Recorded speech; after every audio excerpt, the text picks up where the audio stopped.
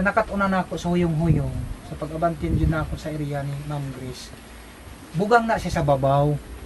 Ako dyan nag-abanti, bugang. Apan pagtanaw na ako, naanay mga bangag siya. Tamaka na mo na, na siya.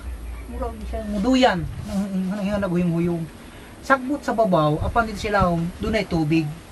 So wala pa mi naghimog pispa, naanay da ay isda sa ilawom. Wala na siya mamatay, kay naanay mga bangag. Nga diha siya inunapo sa among pinulungan nga diha siya magtunga, diha siya magpanog hangin. Pag pangita na sab siya o pagkaon, musalom na sab siya didto. Adto na sab siya uban nga mga bangag. Mo nang kaingon ko ang huyong-huyong, sagbutan ahon, apan dunay na isda sa ilaw. Mo nang panahon sa baha, mag-ingon nga ang mga tao nga mga mangisda ay daw sama sa kuha. Puro man yuta huyong-huyong. Pagbaha, kadagay isda. Kay ang isda din sila mga unok na to, mga sagbot huyong-huyong man to, muna to mga dagay isda gumikan sa huyong-huyong. Kung walay huyong-huyong, mahurot ang isda, kay ang tao moabuso naman yun kay hurot, sarapo naman.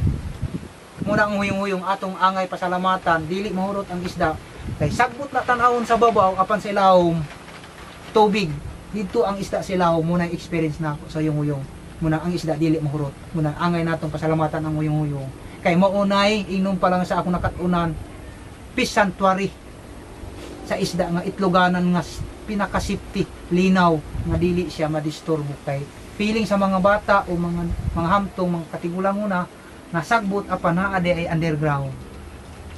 Ngunay ako nakatunan sa akong pag leader nga usa ka IP nga ingon nga dili jud magutman ang tao kung naata sa pagsabot o naata sa pag mahal na ata sa pag-amping, di mahurot ang kinayahan.